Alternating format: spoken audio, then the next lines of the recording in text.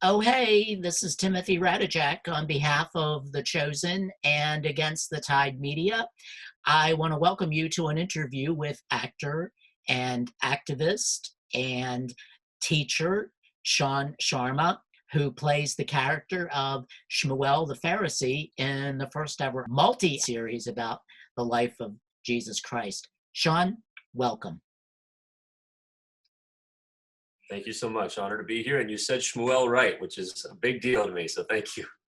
Well, you can thank my Jewish mother for that. And so, Shaan is in Los Angeles. I'm in Baltimore. I'll apologize for that later. So, Shaan, only because your name is so beautifully exotic, can you tell us a little bit about your background, where you come from, and what your education is? Yeah. I'm born and raised in Minnesota in the western suburbs of Minneapolis, St. Paul. And my parents are both from India originally. And so they gave me a name that was easy for people in the United States to pronounce. So it's just pronounced Shaan, but it's spelled Shaan. So that can sometimes throw people for a loop. It actually means glory in Hindi. The word Shaan means glory in Hindi. And so my education is just a high school education. I grew up in the Midwest, went to a great high school and got into the arts when I was in junior high and high school, specifically choir. And then I did 9 plays while I was in high school, and had an amazing drama teacher and choir teacher. And so after I graduated, I just continued on. Well, out of all of the career choices that were available to you, why on earth did you choose to be an actor? It sounds like there was somebody there to inspire you, but more importantly, I'm wondering whether or not you had friends and family who were supportive of you once you made your decision. Oh yeah, my parents could not have been less supportive to me making that decision. Because I grew up in a culture in a home where it was more in the culture to become a doctor, an engineer, a lawyer, something of a profession. To be an artist was definitely not what most first generation East Indian ethnic children were being encouraged to do by their parents, and not for good reasons, wanting of course for their children to have good lives and take advantage of the opportunities and education here in the United States. But I wouldn't say that I chose to be an actor and chose that as a career, as much as the way that I express myself artistically has just evolved over the course of my life, because I was invited by a mentor and a teacher in high school to try out for the plays. And with all the chaos going on in my personal life during those years, it was just a great respite from all of that, to be able to be someone else for a while and be on stage and have companionship and get great feedback from the community about my performances. But music was my main focus at that time as a singer-songwriter and part of a high school band.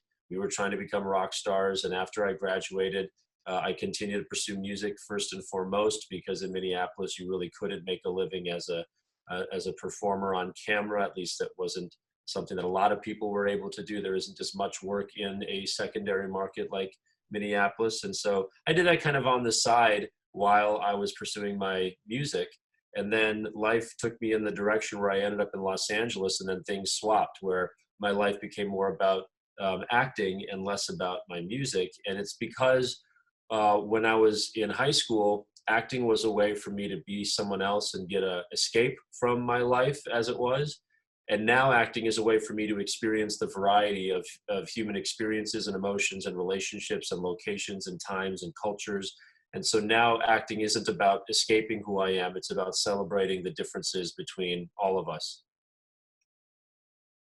I couldn't have asked for a better answer than that. And I'm sure that you know that in art, unlike in real life, you can figure out a happy ending. And I guess that's what makes it ultimately so fascinating. Right. In The Chosen, you play a character named Shmuel, a Hebrew name that means Samuel, which in turn means heard by God. And Shmuel is a Pharisee, a religious group that the brush of history has painted rather harshly. Do you think the Pharisees were villains? And do you think you're playing Shmuel as a villain? I am not a biblical scholar. I haven't studied, everything around the issue of the Pharisees, but I've done a ton of research in my preparation for the role. And, any actor will tell you that it's our job to not judge the character, but to really embrace their part of the story and examine how you can contribute to the story with your performance. And we all kind of already know of the antagonistic relationship between Jesus and the Pharisees, and that will unfold in the course of the story as it unfolds over multiple seasons.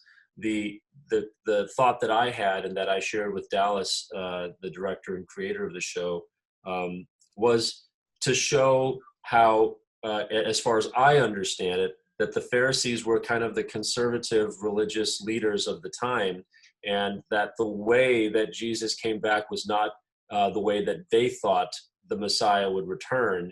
Is there anything in Scripture that says Messiah will be a great military leader?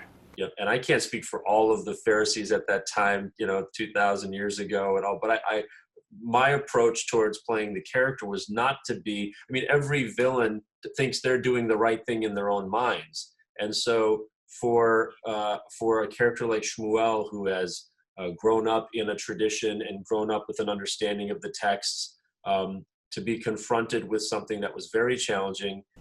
It frightens me that I can no longer predict your rulings. And fear alone ensures we remain ignorant, asleep in the safety of rigid tradition. I've chosen to play Shmuel where there will be a nice development, not nice isn't the right word, but say a development over time of him just ending up on the wrong side of the issue through his dogmatic adherence to his tradition, as opposed to seeing what was now being revealed in front of him. Well, I was going to ask you exactly how you prepared for the role, but you sort of already answered that. And I guess because I think you really want to, when you're preparing, and the way I prepared for this role is to put myself in the shoes of the person who I'm being asked to portray, and to make them multidimensional so that they don't read as a stereotype or a caricature or a trope, but that they actually read as a fully dimensional human being who is fallible and also has not always just the worst of intentions, that's actually trying in their way to do what they think is right. And I think it's a challenge that we can all relate to, of when our established beliefs are challenged, it can be very hard to grapple with that. I think we are experiencing that on a daily basis today, about how hard it is to have established beliefs challenged, and how we end up in echo chambers of, especially in social media, where we actually block and unfriend people who don't say the things that we want to hear and believe, and we end up only in a community of people who agree with us. And then it's very hard, if there are any, wrong beliefs or errors, to get those corrected if you're never exposed to a challenging point of view. And so to me, preparing for playing Shmuel, I wanted to acknowledge that that's an important human dynamic to show in acting, as being stuck in a rigid tradition. Good answer. Good answer. Short of finding or channeling a living Pharisee, that's about the best you can do. And only because I'm a filmmaker myself, I have an insatiable curiosity about the things that go on behind the scenes in any drama. So indulge me for a minute here. How did you get the role of Shmuel? What was the process? And what made you want to audition for a role in a series about Jesus in the first place? Yeah, interesting to ask it that way. I mean, as a performer who's a journeyman performer, I'm not at the stage of my career where I'm a star and I'm being sent, all these different offers and projects, and that I have to be thoughtful about which ones I choose and which ones I don't. Actors in my position are always looking for employment, always looking for opportunities. And really the question always comes up, not why should I take this, but why would I ever want to not take this opportunity? And so the types of roles that I would even consider turning down would be ones that were, particularly offensive or degrading or things like that. But other than that, as long as there's a artistic justification for even controversial material, I always err on the side of wanting to participate and provide my services. So I don't really distinguish between this as a Christian or religious project versus this is a secular project. It's really about the story. And who wouldn't want to be part of the greatest story of all time, and one that touches billions of people? And so it's an honor. It's a humbling experience to portray such a central figure in such a important and long-standing story that means so much to so many people. And so the process was as simple as my agent sending me an audition. Now, I know my agent is a religious person, and so I'm sure they were very excited that they had the opportunity to connect me with that. Initially, my audition was for Simon, and then I was called back to meet with Dallas and the casting director, Beverly, for the role of Shmuel. And so I prepared, as I always do, and I actually have dear friends who are very Christian and very familiar with these stories that were able to give their own guidance and support during the preparation process.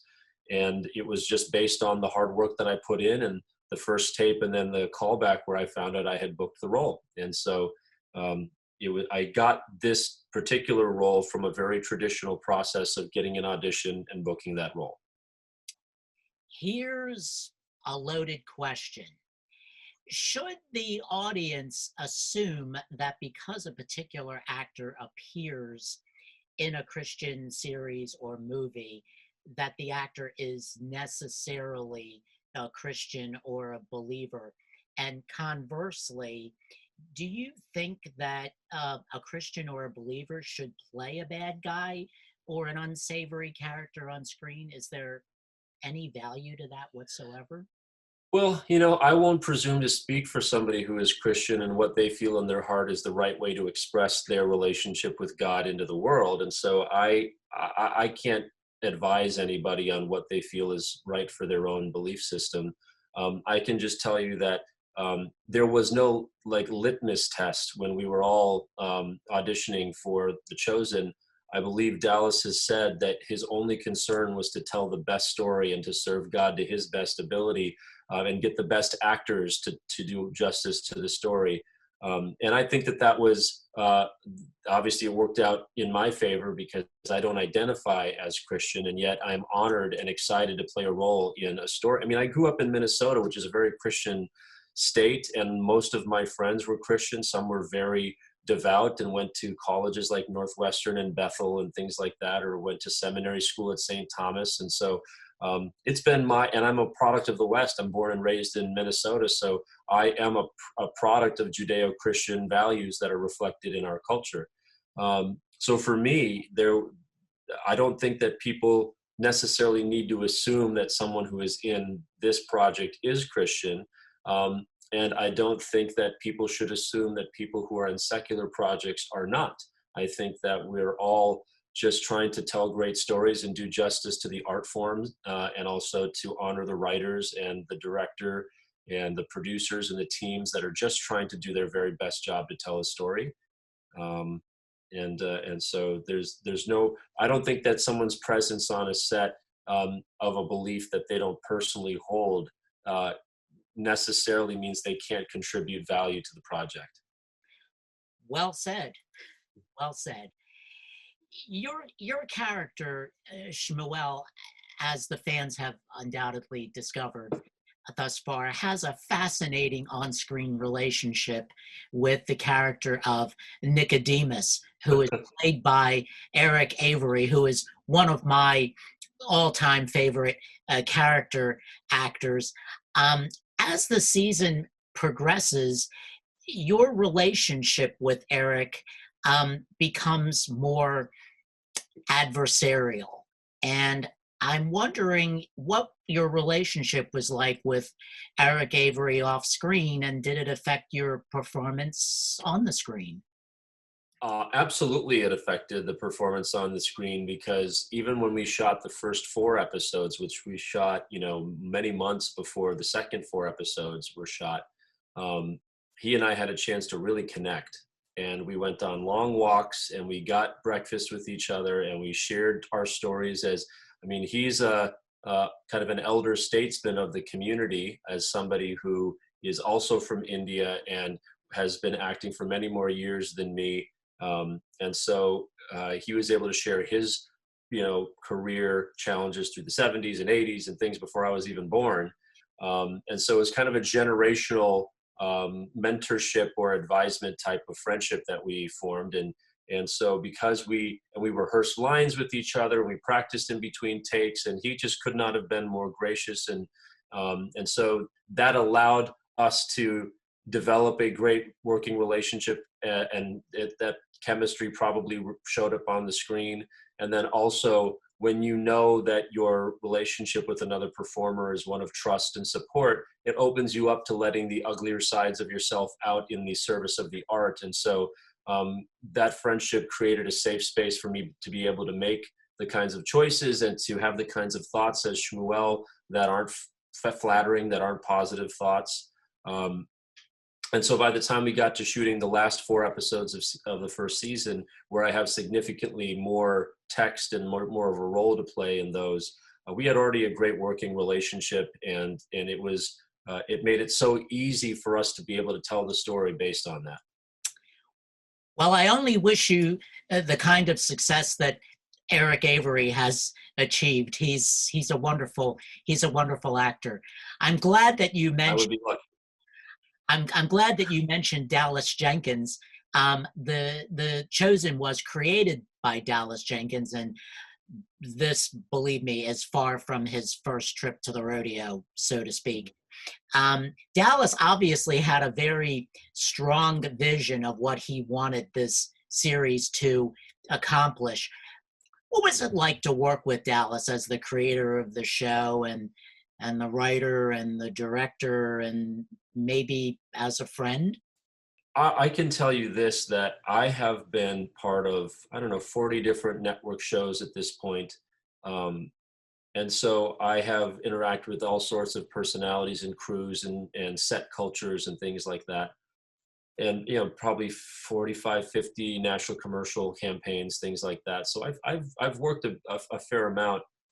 And I've never seen a culture so loving, supportive, innovative, collaborative than what I've experienced working on The Chosen. And good leadership starts at the top, a good culture starts at the top. And so it's an expression of Dallas's vision and leadership that we all feel that way, that we have such an amazing experience on set. There's also something about working on a set where people feel there's more at work here than just terrestrial. There's also the spark of the spiritual or the divine. And so it makes us all elevate our own passion and commitment when we feel like this is in service to something greater than ourselves. And we never had any pressure on us to participate in prayers or things, but we all chose to, because it was such a lovely energy just to be humble and to give our thanks to God and to pursue the best results for the day for everybody. And then as a director, Dallas certainly has his vision and his ideas, but he always started by seeing what I wanted to do, how I thought I could bring my storytelling expertise out. And as a result of that, he would make minor corrections or just want to have more options in the editing process. But he always just embraced my own choices and spent time with me ahead of time to make sure we were of the same mind. And then he let me do what I know how to do. And that's such a respectful thing for a director to do, is to hire great people and let them do what they're good at doing. I think that sums it up about as perfectly as you could hope. I want to shift gears for just a moment here and talk about something that is very near and dear to your heart. You are a member, a very active member of SAG the Screen Actors Guild. And back in July of 2019, you wrote a very strongly worded letter, to say the least, to your fellow union members about the current state of affairs in the union. Not all of our viewers will have the time or the resources to read your entire letter, but can you summarize for us what the letter was about and why it created so much controversy and what prompted you to write it in the first place? Well, thank you for asking about this, because the way that I see our industry as performers, and I know not everybody watching this is a performer, but just to give you insight into our world, is that we really have 4 parts to our journey, which includes being knowledgeable and skilled at the art. And then if we want to make a living with our art, we need to be able to monetize that in some way by participating in created content or creating our own content. But then there's also the marketplace, which is how much the art is worth in the marketplace, or what people are willing to pay you for your art. And then the 4th one, of course, is our self-care of making sure we're physically and emotionally and mentally reliable so we can show up to set every day and do our very best work. And when it comes to the marketplace, there's only one organization that exists in our profession that fights for our value in the marketplace, and that is our union, which is SAGAFTRA. The merger of Screen Actors Guild and the American Federation of Television Radio Artists, which was about 8 years ago that process was completed. So I wasn't involved in my union at all until about 2015, when I also write articles for a actor magazine called Backstage, which is very well known and popular. And I had written an article that was very pro-union, and that article ended up getting the attention of union leadership. And I was invited in to start teaching and become part of the union leadership structure. And now I'm into my 4th year of being involved at a very high level. And so that awakening for me has made me feel very responsible for doing my part to fight for the value of our art. And right now, as most people know, there's an explosion of content. There's all these streaming services. There's all these shows being made more than ever. And there's billions and billions and billions of dollars being poured into creating content. And actually, one of our sister guilds right now, the Writers Guild, is engaged in a conflict with a large part of the agency community over what they say are conflicts of interest or abuses that are taking place. And so not just actors, but writers and others are fighting for their value right now, because we don't see that we're being fairly treated with respect to the amounts of money and content that's being created, where those that have a hand in creating it are also benefiting from it on the back end. In fact, we're seeing that our wages are being decreased and that we're not getting the kinds of compensation that we were given before. And we rely on a healthy functioning union to be able to counteract that. And when I did get invited to start participating in the union, I very quickly learned and saw that things were not working in the way that most of our members would think is appropriate or efficient or effective. And I wrote initially a letter in 2017, 2 years before the one you're referring to, where I had just been approached to run for the local board of directors. And my experience was so eye-opening that I shared my discoveries through that letter of like, hey, we have a political division within the union, which is why we've been so distracted and why we haven't made more progress for almost 20 years. And that was a very just, genuine, sincere communication to alert people of what I had discovered. And I was in a particular position in my career where I could afford to spend almost $3,000 to actually send that email through the union election process to the members of LA. 2 years later, I had now spent 2 years in national and local leadership on the board of directors, on multiple committees and grassroots efforts. My knowledge had exponentially increased by the time I got to last summer of 2019. And I was able to articulate what exactly I had discovered that was going so wrong, in my opinion, within the union. And so I again spent another $3,000 and spent 40, 50 hours and recorded a whole audio portion of that letter to make it easy for people to share and to experience what I had to share. Because a 40-page letter is not an easy thing to read, especially when it's very union wonky with specifics. And so I sent that out to the membership, not knowing what would come from it. And what I received in response was an outpour of support and people feeling like I got it, feeling like they were being alerted to things they didn't know. It sparked people's interest in understanding what their union is, what it does, how it's governed. So many amazing things happened. We ultimately had a tenfold increase in people wanting to sign up for committees and be involved in a volunteer aspect. And I was elected by such large numbers that I got even more support than our current president nationally and our local president of the last 4 years. And it just shows that I tapped a nerve of people being hungry for information, feeling excluded from the process, being unhappy with current conditions, and really being grateful for additional insight into what may be affecting us. And the only controversy that surrounds a letter like that is the one by those that are in those positions of responsibility who are being held accountable for their actions. They, of course, resisted the characterization that someone who is being critical would say. But they have every opportunity and have had every opportunity to put forward their reasonings or their response, and they chose not to do so. So I think the fact that they were removed from office in such spectacular fashion in last election was because they, instead of being honest and forthcoming about a rebuttal, they just pretended that these concerns don't matter. And it turns out that the results, or that the concerns do matter, and that people do care, and that now people are waking up. Well, talk about putting your money where your mouth is. Does Shaan, now be honest, does Shaan Sharma have any interest in being the president of the Screen Actors Guild? And I only mention it because not so long ago, a former president of SAG, a fellow by the name of Ronald Reagan, ended up becoming president of the United States. So should I start preparing to call you President Sharma? People have asked me that question quite a lot, because I think when people see someone taking responsibility and fighting for what they believe in and making sense, that they naturally think this might be someone that should have more responsibility. This might be somebody who we can trust to take on more responsibility. The thing about a union like ours, the Screen Actors Guild of American Federation of Television and Radio Artists, we need the most powerful members to be in leadership.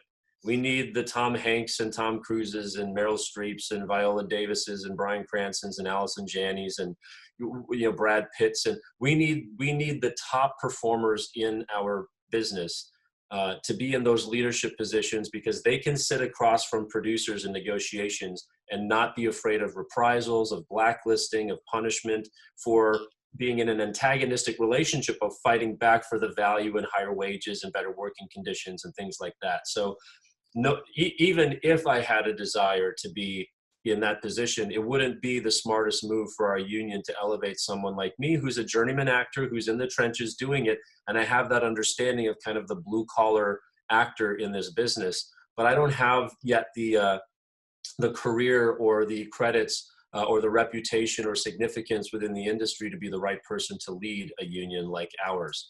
So I think I can be very helpful. I can be useful. I'm certainly someone who's willing to be the tip of the spear to expose issues and bring concerns to the fore.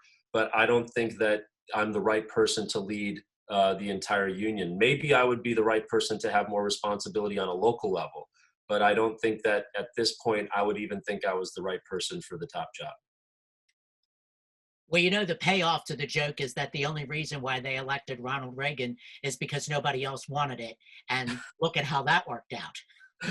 That's what, that's very similar to the union. It is actually very hard to find people who are willing to step up and take responsibility, which is why one of my passions right now is to educate, engage, and activate as many new union members and future leaders as possible, so that we can distribute the responsibility to more hands, because right now we have too much power consolidated in too few hands, which means that we are constantly bottlenecked because there's only so much responsibility any one of us can handle. And every leadership position in the union from a member is volunteer. We are all doing this outside of the things that sustain us. So there's only so much you can expect people to do when they're not getting any compensation. And so we really need to spread that responsibility out more evenly, and we need to engage more people to take their union seriously. So I'm doing my part to call more people into service.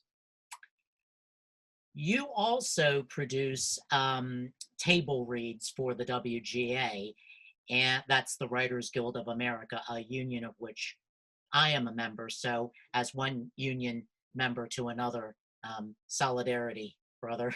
Yeah, totally. For those who don't know anything about table reads, can you tell us what that is and how you go about putting one together and how you get the writers and how you get the actors? Well, anybody who's ever read a book to a child knows pretty much what we do. I mean, the whole project started with a conversation between me and some of my colleagues at the union at SAGAFTRA saying, why don't we have more collaboration with the Writers Guild, the Directors Guild, even things like the Casting Society of America or the Teamsters and IATSE. There's all these entertainment guilds and associations, and we feel very siloed off from one another, very separated from each other. So we thought, well, what can we add of value to a Writers Guild member? Well, writers have not just the scripts that have been produced, but they actually have a lot of scripts that have not been produced. That might be news to people, but not everything a writer writes gets produced. And oftentimes those scripts have taken months, if not years of research and passion to write, and then they just sit on a shelf or they don't go where the writer dreamed it would go. So it seemed to be a gift that we could give to our writing partners in filmmaking to bring life to those projects in the form of a reading where we would cast actors, we would choose a great location, we would get food inspired by the script, decor, props, music, movie credits on the screen, name in lights, highlighted scripts, great performers that fit the categories of the roles. And basically a writer would show up to one of our table reads, and it's like we've thrown them a surprise birthday party with their script as the theme. And so their minds are just blown, and we've done 77 of these reads in 2 years. And it's anywhere from 15 to 25 actors with the writer that bring these scripts to life. And then it's about $400 to $600 per reading to actually cover all the costs of printing and decor and food and space rental and things like that. We spend 4 hours together. We read through the script. We have a discussion that's led by the writer so they can tap into the expertise from the other performers. Some of the writers use it to refine their writing. Others use it to excite their team or the industry about their project. But it's really that simple. Anybody who works in film and television has done a table read because they do one at the beginning of the production of any TV show or any film. They bring all the actors and everybody together to just read through the script and hear the words out loud. It's just we take it to a whole nother level.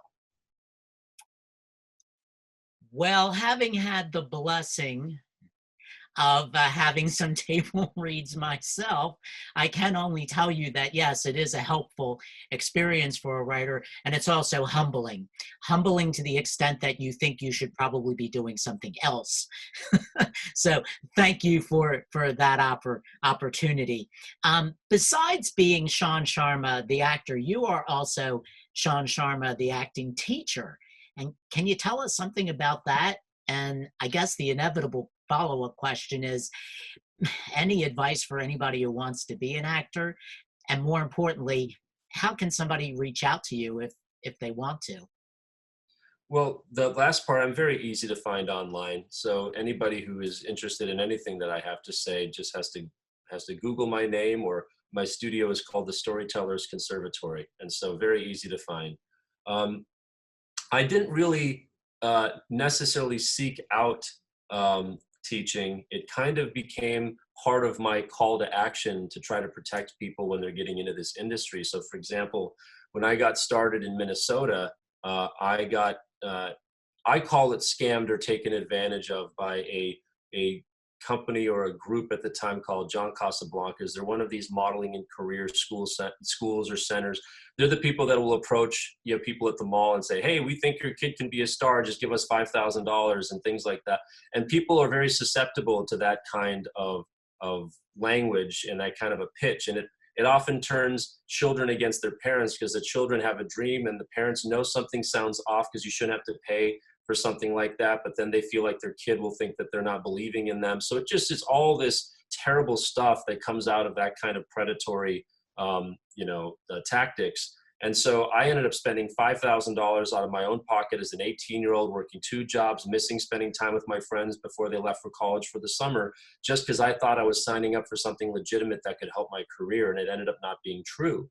Now, I recovered from that, and over the following years, I did get legitimate representation in Minneapolis. I did start to work a lot. And so people would come to me and say, what should I do? How do I avoid making mistakes? And so that started me on the path to wanting to share what I knew with others to help them avoid making those mistakes. Once I had worked enough, people even asked me if I'd be willing to coach them on a scene or coach them on a project. And I said, sure. And that turned into a small class that I was even teaching back in Minnesota. And my God, if I think what I know now and what I knew as a 24-year-old in Minnesota, I think, how did I ever claim to be a teacher, being able to teach anybody anything? But in the time, people found value in what I had been doing so far.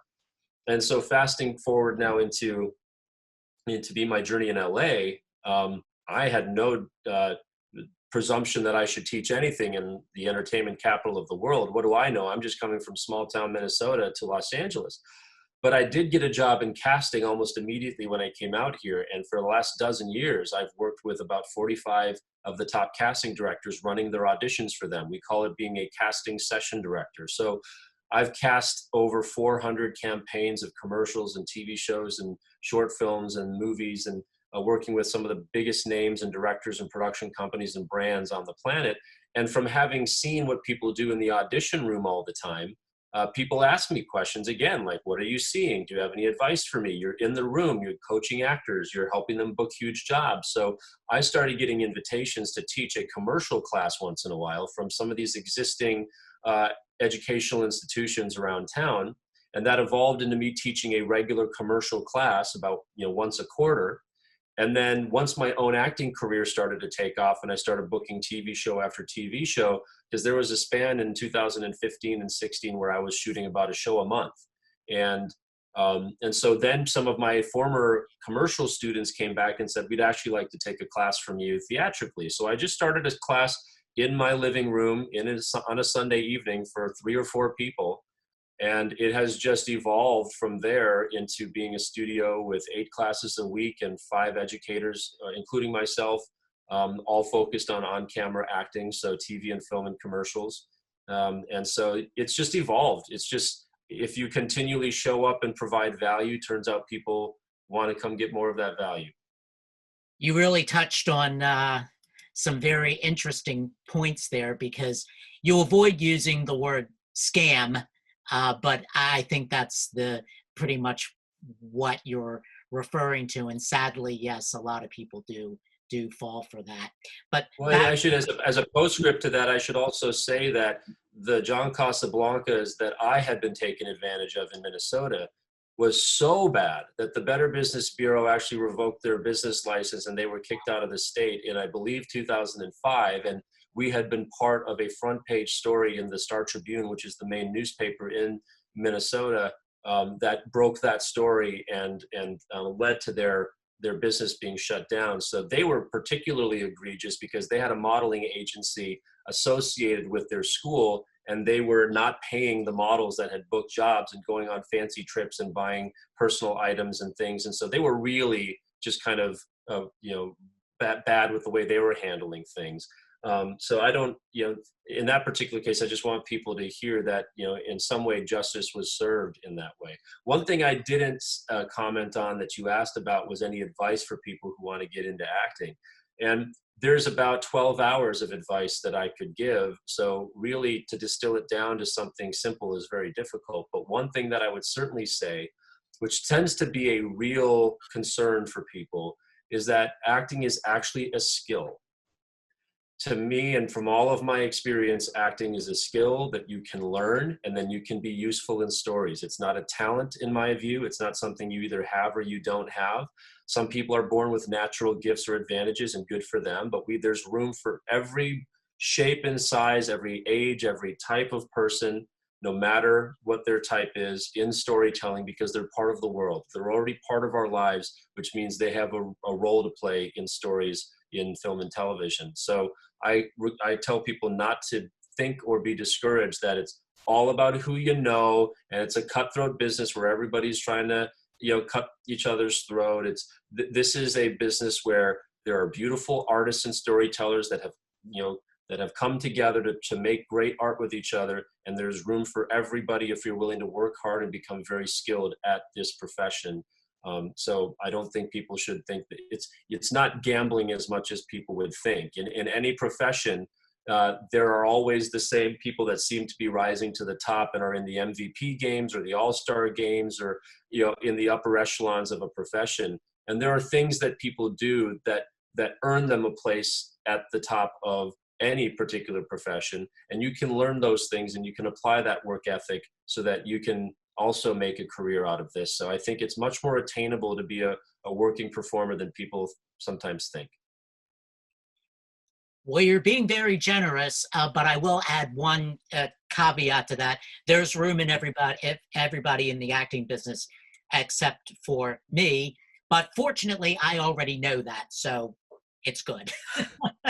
Well, I can already imagine some stories that I think you would be wonderful in. So yeah, but shows about and movies about neurotics, I mean, they wander around, they have drool dribbling. Oh, nobody can relate to that. Nobody can relate to being neurotic. Certainly not. Hey, I want to get us back onto the Chosen. I realize that you can't tell us anything about future episodes because most likely you don't know anything about future episodes, but would you be willing to come back as Shmuel if it should become a reality? Oh, when I signed on to the project, I was looking forward to seeing this story through to its completion. I feel the burden as a performer who's, part of this story in a larger fashion.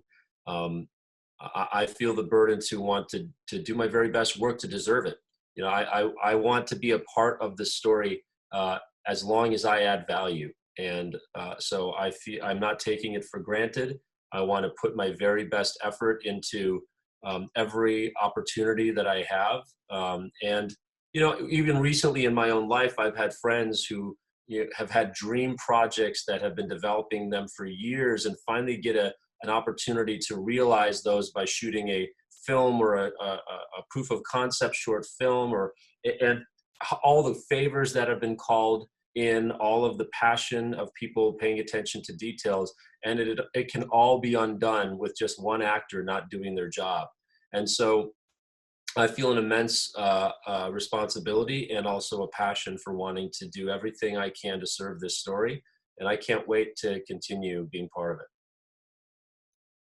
Well, speaking as a fan of the show, I can't wait for it to continue. But with regard to the character of Jesus, don't give it away. I don't want to know how he turns out because I want, no, Right. I'm kidding. But it Right. will be interesting to see how Shmuel's journey continues. So finally, Shaan, is there anything that you want to say to the fans of The Chosen now that you have their full attention? Oh, I think the and also bringing up Jesus, Jonathan Rumi, who plays Jesus, could not be a more perfect choice to handle the responsibility of this role well. He seems emotionally and artistically and psychologically, intellectually mature to such a degree that I can't imagine anybody handling the role and the responsibility better than him. And so I have nothing but love and respect for him and what he's trying to do, because it's an immense responsibility on his shoulders. And in the interview that Dallas did with him that's on the Chosen app, you can clearly see he doesn't take this opportunity lightly. He really feels the weight of portraying this important story to the best that he possibly can. It's so important for me to get this right.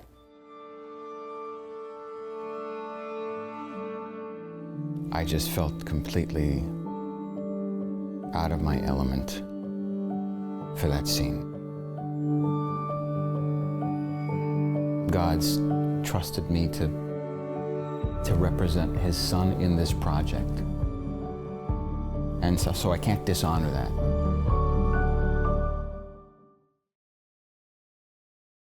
And in that vein, I think I would just encourage, because, we've had live streams and we have had things, and I go through and I read the comments on the videos, and there's a diversity of voices and opinions about how anything like this should be portrayed and things.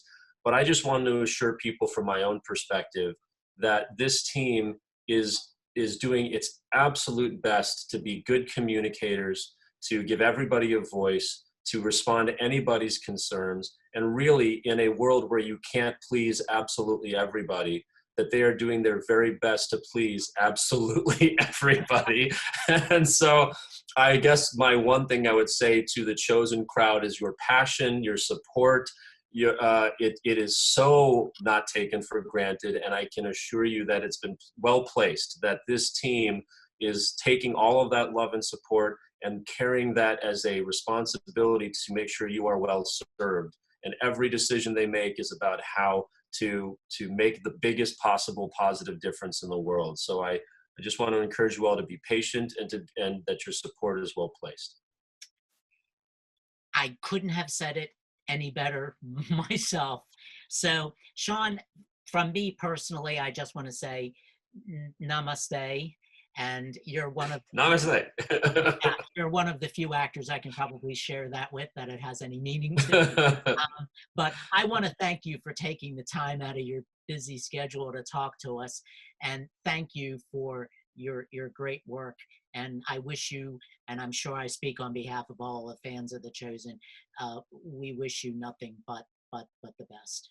Well, and I want to thank you for not only asking questions about The Chosen, but also your interest in my activism for our community, because I really believe in the value of storytelling. I believe in the role of all of us, writers, directors, crew, casting directors, everybody who plays a role in bringing these stories to life that change the world and make a big impact on our lives. Thank you for asking about that. Thanks for taking an interest in what I had to say. It makes this interview one of my favorite things that I've done. Thank you. Thank you very much. And thank you guys for watching and for supporting The Chosen. May it only go on forever. Thank you, and we're out. Thank you. Should've known we'd bring trouble. Trouble gonna find you here. Trouble.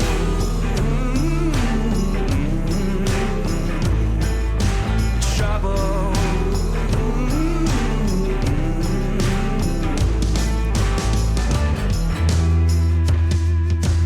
Trouble.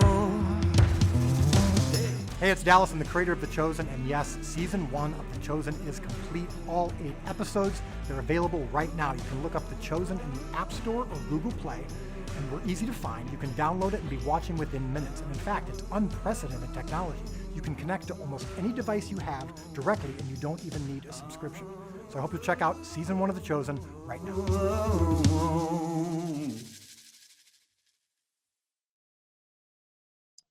All right, we are recording. And Shaan, not doing this as often as you think I might. This was really a very, very fun experience. Thank you for having. I'm so glad to hear that. Thank you for having such a great sense of humor. And if I didn't, what's that? Did I steer clear of saying anything that I shouldn't say? I think you did just fine. And I think it's going to be great. So I'm very grateful to have this opportunity to talk with you. And like I said, I hope this is just the beginning, because I don't take the union brother relationship lightly, because we have made a commitment to other artists to stand for something. And in this world, we are so easily taken advantage of if we don't protect each other. So that commitment means the world to me.